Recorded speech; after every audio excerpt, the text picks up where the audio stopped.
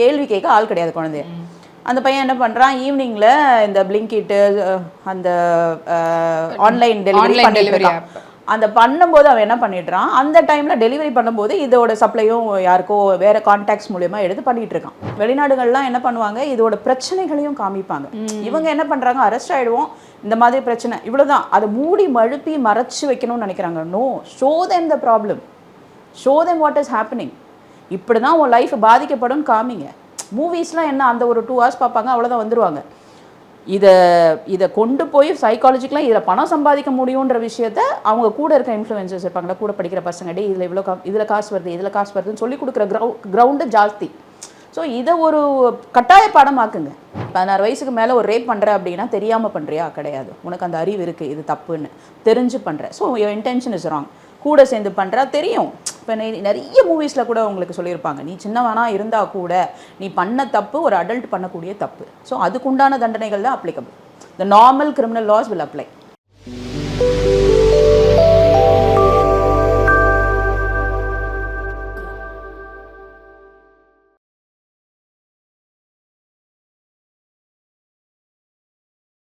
வீரா media நேயர்களுக்கு வணக்கம். இன்னைக்கு நம்ம இடையே இணைஞ்சிருக்கிறவங்க அட்வொகேட் மிஸ்ஸஸ் பிரீதா அவர்கள். வணக்கம்.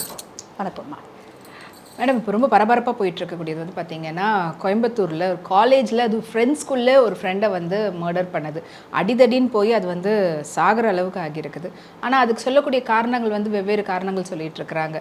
ஒரு பக்கம் வந்து இல்லை செல்ஃபோனை திருடிட்டாங்கன்னு, இன்னொரு பக்கம் ஆனால் ஆக்சுவலி அவங்களுக்குள்ள வந்து அந்த போதை கலாச்சாரத்தினால வந்த பிரச்சனை அப்படின்றாங்க. ஸோ அதை பற்றி தான் உங்ககிட்ட பேசலான்னு. இறந்தவர் என்ன 17 வயசு கொண்டவர் தான். இதை எப்படி வந்து இதை கொண்டு போவாங்க? இந்த போதை கலாச்சாரம் வந்து நண்பனையே கொலை பண்ணுற அளவுக்கு வந்திருக்குது. ஸோ அதை உங்களுடைய பார்வையில் எப்படி இது கேஸாக ஆகும்போது என்ன மாதிரியான செக்ஷனில் இதை வந்து கொண்டு வருவாங்க? இந்த கேஸில் இப்போதைக்கு இவர் இறந்ததுக்கப்புறம் அரெஸ்ட் பண்ணது பார்த்தீங்கன்னா ஒரு 5 பேர் அரெஸ்ட் பண்ணியிருக்காங்க. அதில் ஒருத்தர் மட்டும்தான் 17 வயசு. பாக்கி எல்லாருமே 20 வயசுக்கு மேலே இருக்கிறவங்க, 20, 21 அந்த ஏஜ் குரூப்பில் இருக்கிறவங்க. இதில் பலதரப்பட்ட, நீங்கள் சொன்ன மாதிரி ஒரு தரப்பு என்ன சொல்லுது அப்படின்னா, என் ஃபோனை திருடின்னு போயிட்டான், என் ஃபோனை எடுத்து வச்சுட்டான், அதில் வந்து வாய்க்கலப்பாயிடுச்சு, அதனால நாங்கள் அடிச்சுக்கிட்டோம். யாராவது ஃபோனை திருடுறதுக்கு கொலை வரைக்கும் போகுமா? சான்ஸே கிடையாது. இன்னொரு தரப்பு என்ன சொல்லுதுன்னா, இவன் வந்து காலேஜில், அதாவது அமுதன் அவர் இறந்தவர் இல்லையா, அவர் காலேஜில் இருக்கும்போது ஒரு நாள் லேட்டாக வந்திருக்காரு காலேஜ்க்கு. ஸோ அவரோட ஃப்ரெண்டோட பைக்கில் வந்திருக்கிறதாவா, இது காலேஜ் தரப்பில் சொல்லப்படுறது, வந்திருக்கிறதாவும் அந்த டைமில் சமயக்காரர் வந்து கூப்பிட்டு கேட்டிருக்காரு, நீங்கள் ஏன் லேட்டாக வரீங்க அப்படின்னு கேட்டிருக்காரு. ஹாஸ்டல் ஸ்டூடெண்ட்ஸ் தானே, கூப்பிட்டு கேட்டது போது அந்த டைமில் அவருக்கும் அந்த சமையல் செய்கிறவருக்கும் பிரச்சனையாக இருக்குது. ஸோ இதனால் அவரை வந்து காலேஜ்லேருந்து சஸ்பெண்ட் பண்ணதாகவும், 10 நாள் அவர் வந்து காலேஜ்லேயே இல்லை, நீ எக்ஸாம்ஸை கூட நீ வெளியிலேருந்து எழுது அப்படின்னு சொல்லிட்டு பெற்றோர்களோட அமுச்சு விட்டுட்டோம் நாங்கள் அப்படின்னு காலேஜ் தரப்புலேருந்து சொல்லுது. ஸோ இவங்களுக்கும் இதுக்கும் நடுவு சம்மந்தம் இருக்கா தெரியாது. இது ரெண்டாவது. இன்னொரு பக்கம் நீங்கள் சொல்கிற மாதிரி போதை கலாச்சாரம், அந்த போதை கலாச்சாரத்தை மறைக்கிறதுக்காக இந்த மாதிரி வேறு இன்னொரு இன்சிடெண்ட்டை எடுத்து பேசுகிறாங்களான்னா அதுவும் நமக்கு தெரியாது. ஸோ இப்போ வந்து இதில் யாரெல்லாம் பங்கேற்றுப்பாங்க அப்படின்னா, போலீஸ் அவங்க என்ன எஃப்ஐஆர் ஃபைல் பண்ணுறாங்க, பஸ் மர்டர் ஆயிருக்கு. ஸோ இதில் இருக்கிற எல்லாருக்குமே வந்து ஆக்சுவல் கிரிமினல் லாஸ் தான் அப்ளை ஆகும். லீகல் லைபிலிட்டி பார்த்தீங்கன்னா அதில் ஒரே ஒரு பையன் 17 சொல்கிறோம் இல்லையா, அது பிலோ 18 இருந்தால் கூட இந்த கோர்ட் வில் டிசைட் இது ஒரு மர்டர். ஸோ ஆப்வியஸாக நம்ம நார்மல் கிரிமினல் லாஸ் தான் அப்ளை ஆகும். தோ he's under 18, juvenile justice board இதில் வராது, நார்மல் கிரிமினல் லாஸ் தான் அப்ளை ஆகும். என்ன காரணம் அப்படின்னு சொல்கிறது அந்த எஃப்ஐஆர் ரிப்போர்ட் பார்த்தா தான் நமக்கு தெரியும், எதனால் அந்த குழந்தைய வந்து கொண்டிருக்காங்க அப்படின்றது. இப்போ வரைக்கும் என்ன சொல்கிறாங்கன்னா, ஃப்ரெண்ட்ஸுக்கு நடுவில் சண்டை, இந்த மாதிரி எதையோ திருடிட்டா அதில் ஒரு வாய்க்கலப்பாயிடுச்சு அதனால் கொண்டுட்டாங்கன்னு தான் எழுதுகிறாங்க. ஸோ இவங்க எஃப்ஐஆர் ரிப்போர்ட்டை பார்க்கும்போது என்ன செக்ஷன்ஸ் கீழே போட்டிருக்காங்க, எதனால் நடந்திருக்கு அப்படின்ற இன்ஃபர்மேஷன் டேட்டா அப்போ தான் நமக்கு தெரிய வரும். ஆனால் இன்னொரு பக்கம் வந்து இவங்க எல்லாம் வந்து போதை கலாச்சாரம் சொல்லக்கூடிய அந்த போதைக்கு அடிமையாகி அதில் பிரச்சனை வந்து அது இவர் போட்டு கொடுத்ததுனால இவங்கெல்லாம் சேர்ந்து அடிச்சிட்டாங்க அப்படின்றது தான் சொல்லக்கூடியதாக இருக்குது. ஸோ கூட இருக்கக்கூடியவங்களே வந்து நம்மளை போட்டு கொடுத்துட்டாங்க அப்படின்ற இது. இப்போ இது வந்து ட்ரக்ஸ் அதுக்கு அந்த லாவில் வராதுங்களா?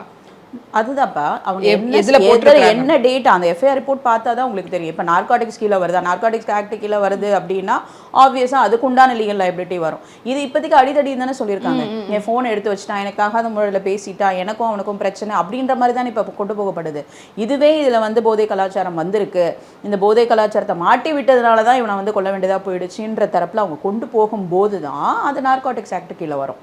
இப்போ இவங்க என்ன போட்டிருக்காங்க, இப்போ வந்து எங்களுக்கு என் ஃபோனை திருடிட்டான்னு சொல்லி அதை அதனால வாய் தகராறு ஆயிடுச்சு, அதனால கொள்ற அளவுக்கும் போயிடுச்சுன்னு சொல்றாங்க. இது போலீஸ்க்கும் தெரியும் என்ன பிரச்சனைன்னு, போலீஸ்க்கும் தெரியும், அங்க இருக்கிற இந்த பிரபலமான யூனிவர்சிட்டிக்கும் தெரியும் என்ன பிரச்சனை. But how you take it forward, அதுதான் முக்கியம். இங்கே அவங்களுடைய பேர் கெட்டுடக்கூடாது அப்படின்றதுக்காக ஃபர்ஸ்ட் எடுத்ததுமே முதல்ல சஸ்பென்ஷன் அப்படின்றத சொல்லிட்டாங்க.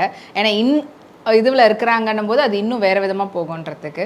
ஸோ இதுக்கு ரிலேட்டடாக காலேஜுக்குள்ளே இல்லை கேம்பஸ்க்குள்ளே இஃப் இன் கேஸ் நார்கோட்டிக்ஸ் ரிலேட்டடான விஷயம் அப்படின்னும் போது அந்த யூனிவர்சிட்டி மேலே ஏதாவது ஆக்ஷன் எடுக்கிறதுக்கும் வாய்ப்புகள் இருக்குது இல்லை? கண்டிப்பாக இருக்குப்பா. இப்போ சென்னையிலே ஒரு பிரபலமான காலேஜ்லேருந்து நிறைய கொக்கைன், அப்போ என்ன ஆக்ஷன்ஸ் எடுத்தாங்க, தட் வில் அப்ளிகபிள். அது தெரிஞ்சுக்கிட்டதுனால கூட இவங்க வந்து they want to take away from the அவங்க அந்த லைபிலிட்டிலேருந்து வெளில வரணும்னு நினச்சி கூட இதெல்லாம் ஒரு கோர்வையாக சொல்லியிருக்கலாம். பட் அந்த டைம்லேயும் வந்து சமையல்காரரோட சண்டை, அதனால சமையல்காரர் கும்பல் அவங்க என்ன பண்ணியிருக்காங்க, எங்களுக்கு பாதுகாப்பு இல்லைன்னு சொல்லி மேனேஜ்மெண்ட்டில் ரிப்போர்ட் பண்ணதாகவும், மேனேஜ்மெண்ட் இந்த ப்ரெசன்ஸ் ஆஃப் பேரண்ட்ஸ் இந்த மாதிரி மன்னிப்பு கடிதம் எழுதி கொடுத்ததாகவும், அதனால் அவங்கள சஸ்பெண்ட் பண்ணி 10 நாளுக்கு மேலே வெளில வச்சதாகவும், இன்டர்னல் எக்ஸாம்ஸ் ஏதோ வருது, இந்த எக்ஸாம்ஸை நீங்கள் வெளியிலேருந்து பண்ணுங்கன்னு சொன்னதாகவும் தான் அவங்களோட ரிப்போர்ட் சொல்லுது. ஆனால் ஒரு லேட்டாக வந்ததுக்கு சமையல்காரவங்க கேட்கணுன்ற அவசியமே இல்லையே. இல்லை, அவங்க பார்த்ததுனால கேட்டாங்க அப்படின்னு சொல்கிறாங்க. ஆனால் சண்டை எதுக்காக வந்துச்சு நமக்கு தெரியாது. இவங்களுக்கும் அவங்களுக்கும் சண்டை, பட் வை லேட்டாக வந்தது ரீசனுக்கு அவனுக்கும் நீங்கள் சொன்ன மாதிரி ஒரு மேனேஜ்மெண்ட்டு, அதுக்குன்னு செக்யூரிட்டி கார்ட்ஸ் இருப்பாங்க, வார்டன்ஸ் இருப்பாங்க, அவங்க கேட்கலாம். வை ஷுட் சமையல்காரர் கேட்கணும் அப்படின்ற அவசியம் ஏன் வந்ததுன்னு தெரியல. But this is the reason. Any university for that matter அவங்களோட ரெப்புடேஷன் போயிடக்கூடாதுன்றதுல ரொம்ப கவனமாக இருப்பாங்க. இது ரெப்புடேஷன் ரிலேட்டட் மேட்டராக, அது ஸ்டூடெண்ட், அது ஒரு டெத்து. ஸோ ஆப்வியஸாக they have the double responsibility of checking. So எதனால் இவங்க சஸ்பெண்ட் பண்ணியிருக்காங்க, என்ன இஷ்யூஸ், இதை வந்து குக் பண்ணிலாம் பண்ண முடியாதுப்பா. இது ஏற்கனவே நடந்த ஒரு விஷயம் தான். பட் என்ன இஷ்யூன்றதை வேணால் அவங்க சொல்லலாம். எங்கள் காலேஜ் இஸ் ஃபுல் ப்ரூஃப், எங்கள் காலேஜ் இந்த மாதிரிலாம் இஷ்யூஸ்லாம் கிடையாது அப்படின்னு சொல்லலாம். ஏன்னா அவங்களுக்கு அந்த கேஸ் அப்படி ரெஜிஸ்டர் ஆயிருக்காது. ரெஜிஸ்டர் ஆனது என்ன, சமையல்காரருக்கும் இந்த பையனுக்கும் சண்டை. ஆனால் இதுக்கு முன்னாடி இதே மாதிரி பிரபலமான பள்ளிகளாக இருக்கட்டும், இல்லை ரொம்ப பிரபலமான ரொம்ப இன்ஃப்ளூயன்ஸாக அதிகமாக இருக்கக்கூடியவங்களுடைய ஏதாவது ஒரு கல்வி நிறுவனமாக இருந்ததுன்னா, இந்த மாதிரி ஏதாவது சம்பவம் நடந்ததுன்னா அது கொஞ்ச நாளைக்கு பேசப்படுது. அதுக்கப்புறமா அந்த கேஸே வந்து நியாயமான ஒரு வழியில் போகாமல் அப்படியே வேறு விதத்தில் தான் போகுதுன்றதெல்லாம் பார்த்துருக்குறோம். இது சொல்லவே வேணாம், இருக்கிறதுலே பிரபலமான ஒரு யூனிவர்சிட்டி, அதுவும் பல பிரபலங்களை வந்து வர வச்சு ப்ரோக்ராம்லாம் பண்ணக்கூடிய ஒரு யூனிவர்சிட்டின்னும் போது அதுக்கான வேலைகளை எடுப்பாங்கல்ல. ஸோ இது லீகலி அப்போது அவங்க சைடில் ஸ்ட்ராங் டீம் வச்சு பண்ணும்போது இது எந்த அளவுக்கு அதை ஹேண்டில் பண்ண முடியும்? நீங்கள் கேட்ட கேள்வியிலே பாதி ஆன்சர் இருக்குது. பிரபலமான யூனிவர்சிட்டி, அப்போ யூனிவர்சிட்டியோட ரெப்புடேஷன் என்ன ஆகும், இதை கண்டினியூ பண்ணி அவங்க ரெப்புடேஷனை பாதுகாக்க என்னெல்லாம் பண்ணிக்க முடியுமோ, in case they are not wrong. University கொண்டு வந்து எல்லாருக்கும் நடுவில் வந்து ட்ரக்ஸை இஷ்யூ பண்ணலை. They are doing the education work தான். பசங்களுக்கு நடுவில் வர இஷ்யூஸ் தான். ஸோ பசங்களோட கால் டிசிப்ளினை தான் வந்து நம்ம இங்கே கொஸ்டினாக கொண்டு வரோம். அது எப்படி யூனிவர்சிட்டி ரெஸ்பான்சிபிள் ஆகும்? நான் அப்போ பேரண்ட்ஸையும் தப்பு சொல்வேனே, உன் பையன் ஏன் அப்படி பண்ணால் நான் பேரண்ட்டையும் கேட்கலாம்ல. ஜஸ்ட் பிகாஸ் என்னோட யூனிவர்சிட்டியில் படிக்கிறதுனால நான் வந்து யூனிவர்சிட்டி தப்பு சொல்ல முடியுமா? யூனிவர்சிட்டி அவனுக்கு சொல்லிக் கொடுக்குது இல்லை, நீ தானே பண்ணுற. அப்போ யூனிவர்சிட்டி எப்படி ரெஸ்பான்சிபிலிட்டி எடுத்து படிக்க சொல்லி கொடுக்கல, நான் எக்ஸாம் சரியாக எழுதலை, பாஸ் பண்ணலன்னா நீ கேள்வி கேட்கலாம். உன் பர்சனல் விஷயத்தை நான் எப்படி கொண்டு வருது? நீ எங்கள் உள்ளே வந்து தங்குற. I'm giving you facility to live in my place which is closer to the university. நான் இதை வந்து உன்னோட பெனிஃபிட்டுக்கு பண்ணுறேன். நீ மிஸ்யூஸ் பண்ணுறது யார்? பசங்க. அப்புறம் யூனிவர்சிட்டி எப்படி நீங்கள் குறை சொல்வீங்க? ஆனால் அது செக்யூர்டான அவங்களுக்கு ஈஸியாக ஆக்சசிபிளாக இருக்கிற மாதிரியான விஷயங்களுக்கு அதுக்கான தடுப்பு அவங்க வந்து எடுக்காமல் இருக்கிறாங்கல்ல. இல்லைம்மா, எனக்கு எப்படி நான் இதை எப்படி கொண்டு போகிறேன் அப்படின்னா, எனக்கு 2 பசங்களுக்கு நடுவில் சண்டை வருதுன்னா மேனேஜ்மெண்ட் என்ன பண்ணும்? சஸ்பெண்ட் பண்ணும். கரெக்டாக? மேனேஜ்மெண்ட்டோட கண்ணில் படும்போது ஆப்வியஸாக அதுக்கு உண்டான ஆக்ஷன் அவங்க எடுத்துகிட்டு தான் இருக்காங்க. நான் ரொம்ப ரீசெண்டாக ஒரு கேஸில் ரொம்ப பிரபலமான ஒரு யூனிவர்சிட்டி, அதில் வெளியூர்லேருந்து ஒரு தங்கி படிக்கிற ஒரு பையன், அவங்க அம்மா வந்து ஏதோ அக்கௌண்ட்ஸ் டிபார்ட்மெண்ட்டில் ஒரு வெளிநாட்டில் வேலை செய்கிறாங்க. அந்த பையனுக்கு அப்பா கிடையாது. ஸோ இங்கே ஃபஸ்ட்டு கொஸ்டின் ஆஃப் பேரண்டிங்கே வந்துடுது. கேள்வி கேட்க ஆள் கிடையாது குழந்தைய. அந்த பையன் என்ன பண்ணுறான், ஈவினிங்கில் இந்த பிளிங்கிட்டு அந்த ஆன்லைன் டெலிவரி பண்ணிட்டுருக்கான். அந்த பண்ணும்போது அவன் என்ன பண்ணிடுறான், அந்த டைமில் டெலிவரி பண்ணும்போது இதோட சப்ளையும் யாருக்கோ வேறு கான்டாக்ட்ஸ் மூலயமா எடுத்து பண்ணிகிட்டு இருக்கான். இது நீங்கள் யூனிவர்சிட்டி எப்படி தப்ப சொல்லுவீங்க? இதுவும் ஒரு பிரபலமான யூனிவர்சிட்டி தான். அதில் எப்படி university, how does it play a role? So அவனோட பிகாஸ் அவன் படிக்கிறான்றதுக்காக நம்ம அதை பிளேம் பண்ண. எக்ஸாக்ட்லி. ஸோ எங்கேயுமே நீங்கள் யூனிவர்சிட்டி கொண்டு வரீங்கன்னா அந்த யூனிவர்சிட்டி அந்த தப்பை பண்ணதான் தான் நீங்கள் முதல்ல பார்க்கணும். யூனிவர்சிட்டி நீ படிக்க ஒரு பிளேஸை கொடுக்குது, நீ தங்க ஒரு பிளேஸை கொடுக்குது, சமைக்கிறதுக்கு ஒரு ப்ரொவிஷனை கொடுக்குது, இவ்வளோ தான் பண்ணும். நீ என்ன பண்ணுற, நீ என்ன வீடியோஸ் பார்க்குற, நீ யார்கிட்ட ஆர்டர்ஸ் போடுற, நீ என்ன சாப்பிட்ற, யாருமே கேட்க முடியாதுப்பா. எல்லாமே யூனிவர்சிட்டி பக்கம் போகிறதுனால யூனிவர்சிட்டி என்ன பண்ணும், they will try to protect them. And நீங்கள் லாஜிக்கலாக யோசிச்சு பாருங்களேன், how can they do parenting to you? அவங்க உள்ளே வந்து இதை பண்ணாதான் சொல்ல தான் முடியும். செய்யுதா செய்யலையா, அது அப்பா அம்மா கூட இருக்கிற குழந்தைங்களே அதை பண்ண தான் செய்யுது. அப்போ அப்பா அம்மா குறை சொல்வீங்களா? சொல்ல முடியாதுல்ல. இல்லை, அங்கங்கே இந்த போதை இல்லா தமிழகம் கொண்டு வரணுன்றதுக்காக நிறையா ஆக்ஷன்ஸ் எல்லாம் எடுத்துகிட்டு இருக்கிறாங்க. ஸோ நார்கோட்டிக்ஸ் டிபார்ட்மெண்ட் இதை வந்து எஸ்பெஷலி இந்த மாதிரியான எஜுகேஷன் இன்ஸ்டிடியூஷன்ஸில் தான் அதிகமாக போகுதுன்றது அவங்களுக்கு இன்ஃபர்மேஷன் வந்திருக்கு. ஏன் அது தடுக்கிறதுக்கான வேலைகளை வந்து இவ்வளோ ஈஸியாக விட்டுருக்குறாங்க அப்படின்றது தான். எல்லா காலேஜஸ்லையும் they will have their own police booths இருப்பாங்க, ப்ரொடெக்ஷன் ஆஃபீஸர்ஸ் இருப்பாங்க, சைல்டு வெல்ஃபேர் ஆஃபீஸர்ஸ் இருப்பாங்க, எல்லா செக்யூரிட்டிக்கு உண்டான எல்லா வேலையும் எல்லா காலேஜ்லையும் எல்லா போர்ட்ஸ்லையும் இருப்பாங்க. பட் ஆஸ் லாங் அஸ் நீ பிரச்சனையை கொண்டு வந்து இவங்க பண்ணுற, இப்போ நீங்கள் இந்த அமுதன்லேயே பாருங்கள், இவர் போட்டு கொடுத்ததுனால தான் கொண்டுட்டேன்னு ஒரு பேஜ் போகுதுல்ல. இப்போ எத்தனை பிள்ளைங்க அதை கொண்டு வருது. இப்போ ரீசெண்டாக இந்த பட்ஜெட்டில் வந்து they've given you a voluntary calling number. ஆமாம், நீங்கள் எங்கேயாவது பார்த்தீங்கன்னா இந்த நம்பருக்கு கால் பண்ணுங்கள். எவ்வளோ பண்ண முடியும்?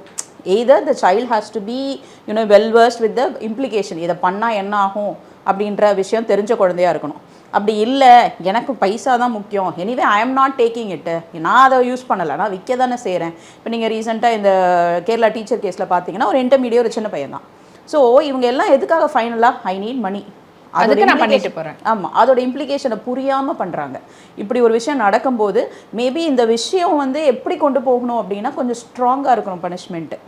அதாவது இதை பண்ணால் ஃபைனு ஜெயிலுன்னு மட்டும் இல்லாமல் அதோட இம்ப்ளிகேஷனை ஒரு வீடியோ கிளாஸாக எடுத்து குழந்தைங்களுக்கு காமிக்கணும். ஏன்னா இப்போ காலேஜ் ஸ்டூடெண்ட்ஸ் எல்லாமே 16 to 20 brackets கூட தான் இருப்பாங்க. They have to show video compilation. இப்போ வெளிநாடுகள்லாம் என்ன பண்ணுவாங்க, இதோட பிரச்சனைகளையும் காமிப்பாங்க.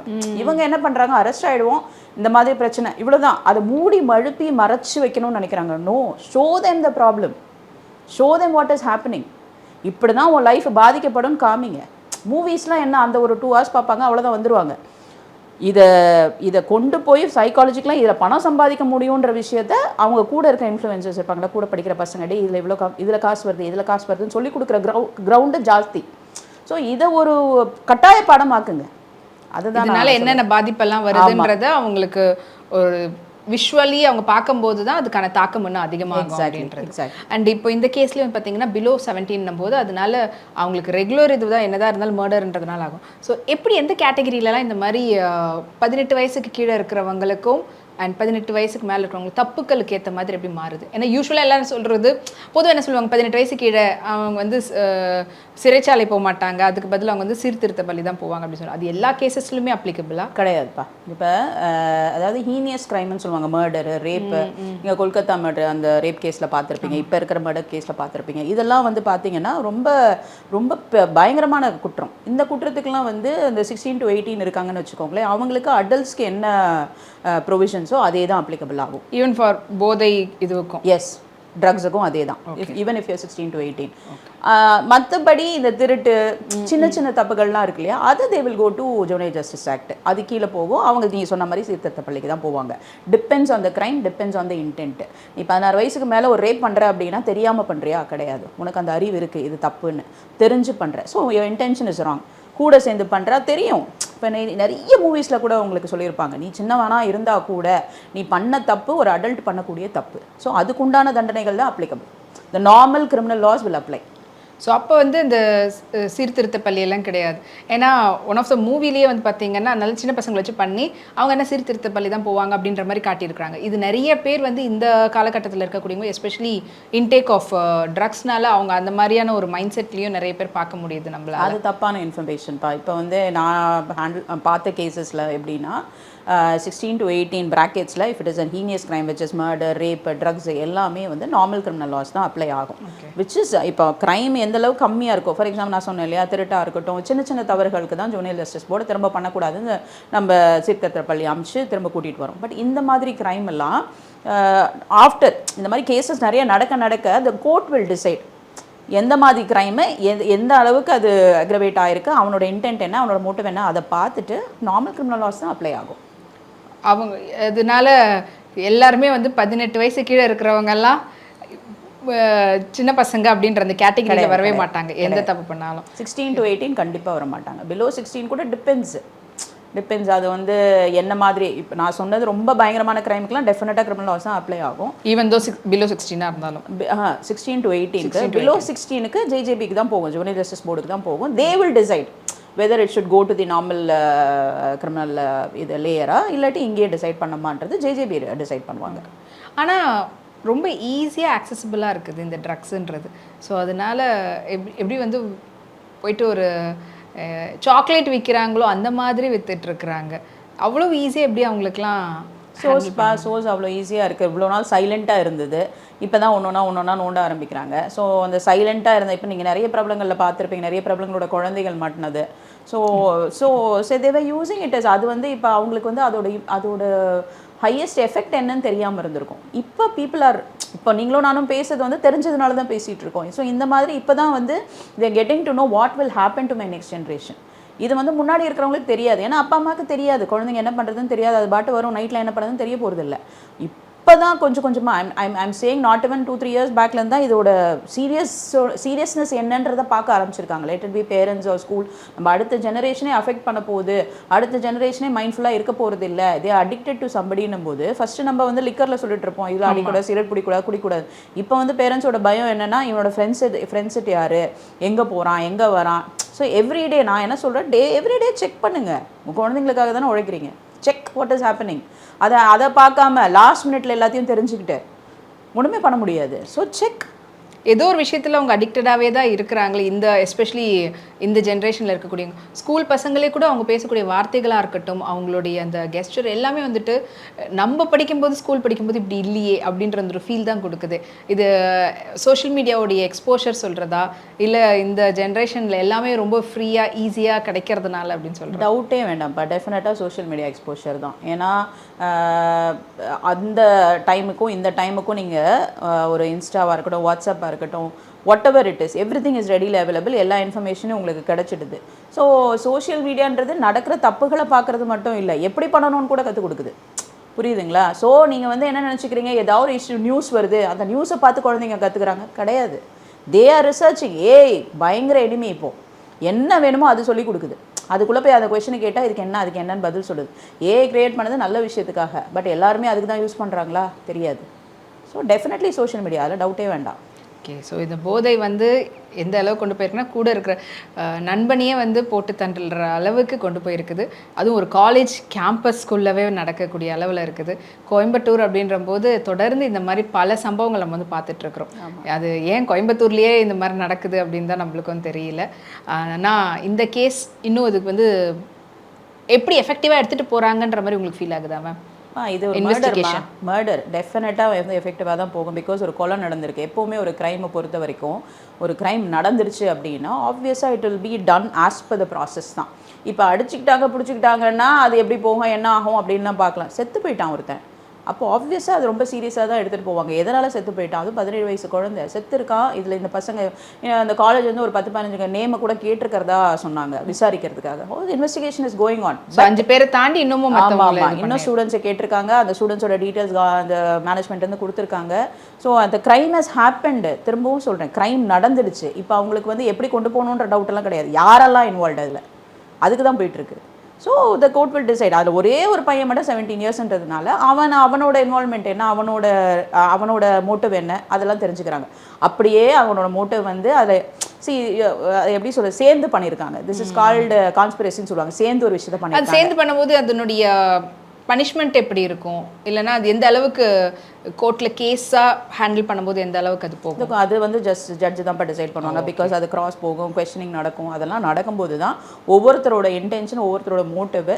ஏன்னா ஸ்டேட்டுக்கும் அவங்க சைடு இருக்க டிஃபென்ஸ் அவங்க வருவாங்க. ஸோ அவங்க பேசும்போது அவங்க என்ன ரீசன்ஸ் கொடுக்குறாங்க, இது வந்து ஒரே ஸ்டேஜில் முடிவாகாது. But the crime has happen. What level of motive you had, what level of involvement you have, இதெல்லாம் செக் பண்ணுறதுக்கு தான் கோர்ட். செக் பண்ணி யார் அங்கே மேஜர் ரோல் பண்ணியிருக்காங்க, அது கூட சேர்ந்து தெரியாமல் பண்ண அதெல்லாம் சொல்லவே முடியாது. You know something has gone wrong. இது வந்து எதார்ச்சியாக நடந்துருச்சு, அப்படிலாம் பிளான் பண்ணியிருந்தீங்களா, இந்த மாதிரிலாம் தான் கொஸ்டின்ஸ் இருக்கும். இது பிளான்டு மர்டரா, இல்லை வந்து அந்த டைமில் அவங்களோட ஆக்சிடென்டலாக நடந்ததா. ஸோ இந்த இன்வெஸ்டிகேஷனை இப்போ போலீஸ் வந்து ரிப்போர்ட்ஸ் போகும். அந்த ரிப்போர்ட்ஸை வச்சு ஜட்ஜ் வில் என்கொயர். அதை பேஸ் பண்ணி தான் நாளைக்கு பனிஷ்மெண்ட்ஸ் இருக்கும். ஸோ இப்போ this is too early to judge. Okay. So எப்பவுமே வந்து ஒரு ஃப்ரெண்ட்ஸ் கேங்னா ஜாலியாக படத்துக்கு போவாங்க, ஜாலியாக வெளியில் போவாங்க அப்படின்ட்டு இருக்கும். ஆனால் இதுக்கப்புறம் இந்த சம்பவத்துக்கு அப்புறம் தொடர்ந்து இதுக்கு முன்னாடியே இதே மாதிரி ஒரு சம்பவம் நடந்தது ஒரு இடத்துல. அது ஆனால் காலேஜ் இல்லாமல் வேலை செய்கிற பசங்க அப்படின்ற மாதிரி இதே மாதிரி போதையினால் வந்த பிரச்சனை. அது வந்து குடி போதையில், இது வந்து வேறு போதைன்ற மாதிரி தான் இருக்குது. தொடர்ந்து இந்த மாதிரி சம்பவங்கள் வந்து அடுத்த தலைமுறை எந்த அளவுக்கு ஒரு பெரிய போதைக்கு அடிமையாக அவங்கள வந்து தள்ளி இருக்குதுன்றது தெரிய வருது. நட்பை தாண்டி போதை தான் முக்கியன்றதுக்கு அதை பற்றி ஒரு விவரித்து சொன்னதுக்கு ரொம்ப நன்றி. தேங்க்யூ.